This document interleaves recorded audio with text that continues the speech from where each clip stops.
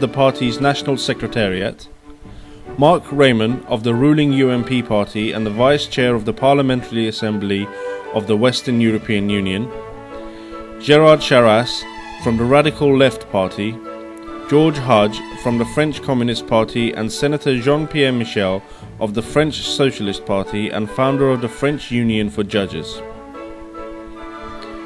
Speakers in the meeting, including former Socialist French Prime Minister Edith Cresson, and a number of parliamentarians, strongly condemned the gross violations of human rights in Iran and highlighted the need for a firm policy against the regime and its nuclear ambitions.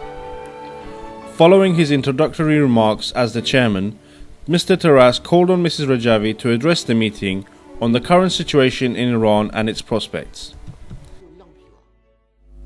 Le programme nucléaire des Mollahs est aujourd'hui le plus grand défi posé à la communauté internationale. Je suis venu vous dire aujourd'hui que l'ampleur de la crise dépasse de loin le fait qu'un pays devienne ou non nucléaire.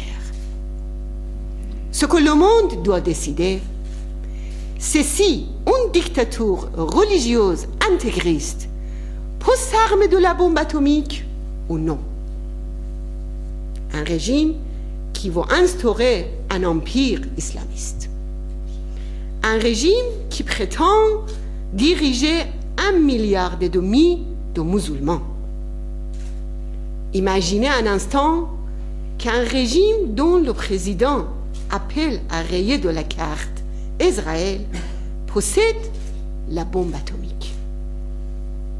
Malheureusement, les concessions de l'Occident aux Mollahs pendant 20 ans ont eu l'effet inverse. Cette politique de complaisance a conduit à l'arrivée d'Ahmadinejad au pouvoir, à une ingérence plus poussée des Mollahs en Irak et à accélérer leur course à l'arme atomique. Aujourd'hui, sous prétexte d'opposition à la guerre, on accorde davantage de mesures incitatives au régime. Cela revient à préparer le terrain à une catastrophe.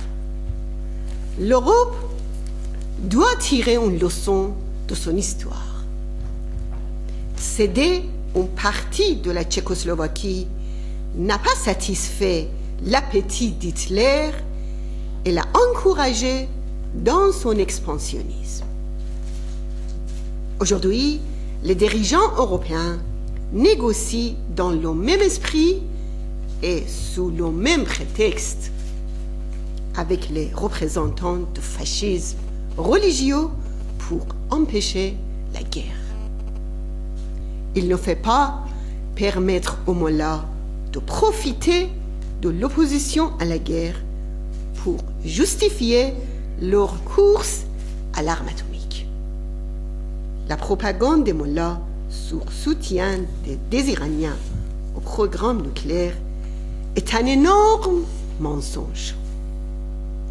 Les Iraniens savent bien qu'ils sont les premières et les plus grandes victimes des ambitions atomiques des Mollahs. Aujourd'hui, la communauté internationale doit choisir entre la guerre et un changement démocratique en Iran. Le changement est le seul moyen d'empêcher les Mollahs de s'armer de la bombe atomique et d'empêcher la guerre. Le peuple iranien veut la liberté et la démocratie. Les Iraniens ne veulent plus supporter la moindre forme de dictature. Notre objectif n'est pas de prendre le pouvoir à n'importe quel prix. Notre objectif est de garantir que le pouvoir soit remis entre les mains du peuple.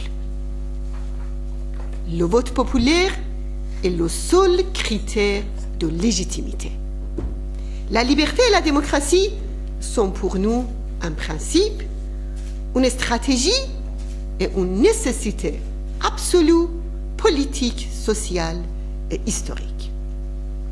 nous sommes partisans d'une république pluraliste, fondée sur la séparation de la religion et de l'État, l'égalité totale entre les femmes et les hommes, le respect des libertés individuelles, politiques et sociales, le respect des conventions internationales, notamment dans le domaine des droits de l'homme, des libertés civiles et des libertés des femmes, le libre marché, la coexistence pacifique et des relations avec tous les pays. Dans l'Iran de demain, nous défendrons l'abolition de la peine de mort. Je vous remercie.